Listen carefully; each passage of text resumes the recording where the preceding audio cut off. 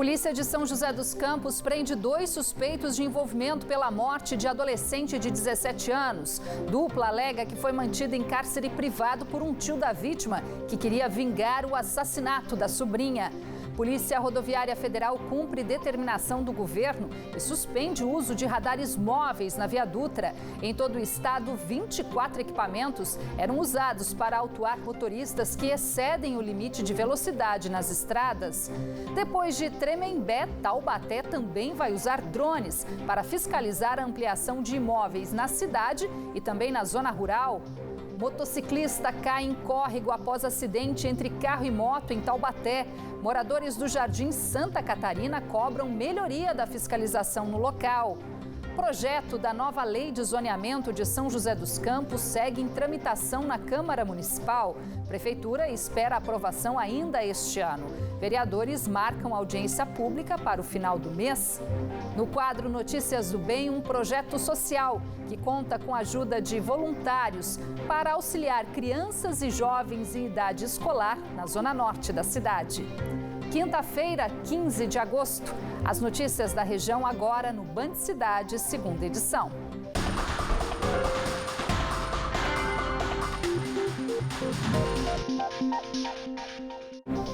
Olá, boa noite.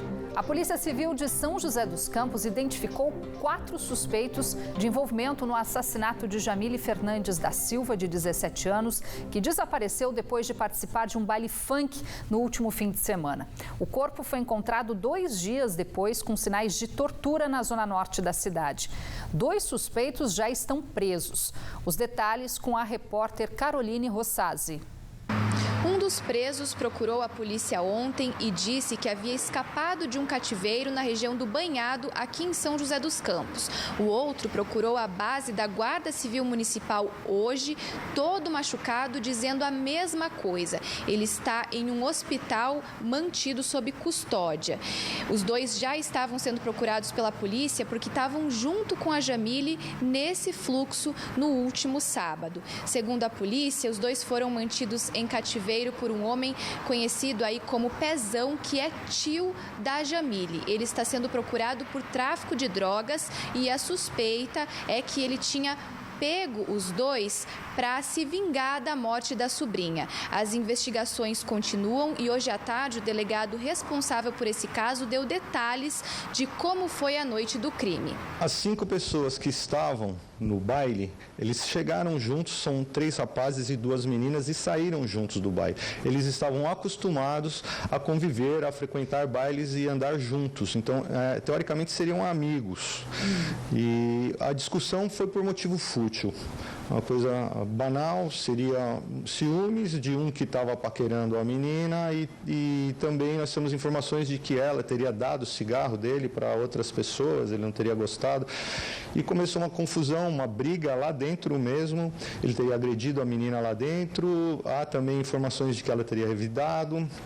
Com a chegada da polícia, eles saíram de lá e, ao invés de irem cada um para suas casas, acabaram tomando esse rumo até o local que ela foi executada e encontrada posteriormente morta. A gente está muito no começo das investigações e essa cena do crime ela vai ter que acontecer, vai ter que fazer uma reconstituição do local depois da prisão dos outros, porque agora é natural que um empurre para o outro.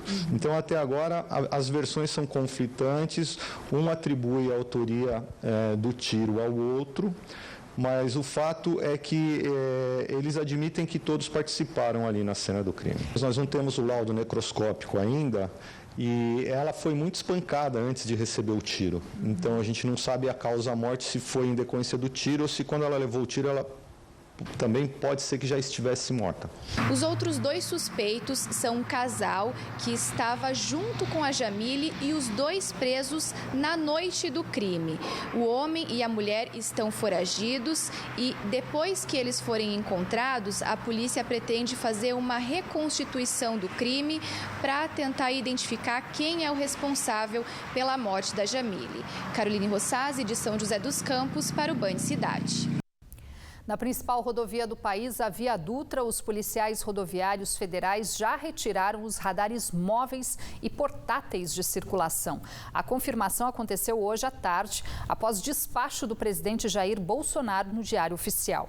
Em nota, a Polícia Rodoviária Federal também determinou que sejam revogados os atos administrativos sobre a fiscalização eletrônica de velocidade. Em todo o estado de São Paulo, eram 24 equipamentos. Na região, o Bandicidade já mostrou diversos flagrantes da própria polícia na Dutra de motoristas muito acima da velocidade permitida. Uma delas foi no dia 7 de março, quando um motorista foi flagrado a 202 km por hora, como a gente vê aí na imagem, no trecho de Cachoeira Paulista, quando a velocidade máxima permitida no local é de 110. A infração suspendeu a habilitação do condutor. A Prefeitura de Taubaté vai contar com a ajuda da tecnologia para fiscalizar a expansão dos imóveis, principalmente na zona rural. Drones serão usados para fazer o mapeamento fotográfico dessas áreas. Qualquer obra de ampliação sempre deve ser comunicada ao poder público, pois interfere no valor de impostos como o IPTU. Em Tremembé, a mesma medida adotada pela Prefeitura, alvo de muitas críticas, revelou que 50% das construções estavam irregulares na cidade. Assim como toda cidade, em Tremembé, alguns terrenos têm uma obra aqui ou ali. Só que nos últimos anos, a Prefeitura identificou que muitos moradores que faziam construções ou ampliações em suas casas não estavam comunicando o município. Quando tem um imóvel cadastrado na Prefeitura que não tem construção nenhuma, nem a taxa de remoção de lixo é cobrado. Então, o que acontece? Tem moradores da mesma rua que um paga o IPTU correto, paga os impostos corretos e o outro não paga nada. Paga o IPTU de terreno, nem a taxa de remoção de lixo não paga. Por isso, em dezembro do ano passado, uma empresa contratada pelo município começou a fazer fotografias aéreas de toda a área urbana usando drones. O trabalho, que durou um mês, constatou que metade dos terrenos estava irregular. Em algumas regiões, o número de áreas com cadastro desatualizado foi ainda maior. Nessa imagem do bairro Parque das Fontes, apenas os imóveis em amarelo estão regulares. O município agora notifica os moradores que precisam regularizar a situação. As notificações, ela tem lá um prazo de 30 dias. Então, qual a ideia?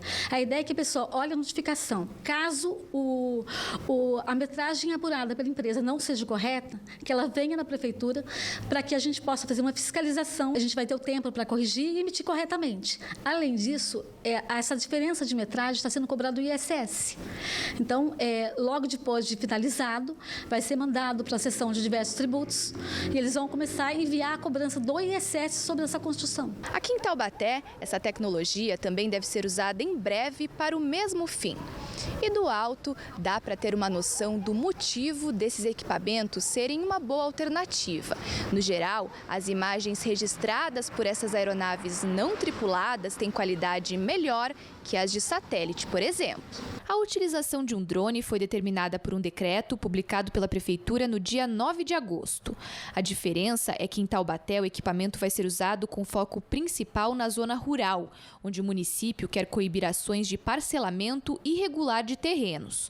O trabalho fotográfico já era feito por terra, mas agora vai ser intensificado com a visualização aérea. A gente tem nosso plano diretor, onde identifica realmente o que pode ou não ser construído. E a área rural, a gente tem o módulo mínimo rural, que é de 20 mil metros quadrados. A partir do momento que a pessoa tem um terreno e começa a parcelar, ela já caracteriza como um parcelamento irregular do solo. Porque ela não tem uma infraestrutura adequada para aquela região. Então, ela precisa de todo um processo realmente de análise do município. Para a ação ser colocada em prática, falta o município receber o drone. Depois disso, os funcionários da Secretaria de Planejamento ainda vão ser capacitados para manusear o equipamento. A gente pode estar utilizando para verificação de criadouros do mosquito da dengue, a parte de serviços públicos, de limpeza, verificação desses entulhos que são descartados irregularmente, a parte de guarda municipal também. Então, outras secretarias que vai estar realmente utilizando desse equipamento. No próximo bloco do Band Cidade, Câmara de São José dos Campos tem até o fim deste mês para apresentar emendas e votar o projeto de revisão da lei de zoneamento. E ainda, susto em Taubaté, motociclista é lançado dentro de córrego após acidente e moradores reclamam da falta de sinalização no trecho. Agora 7 em ponto.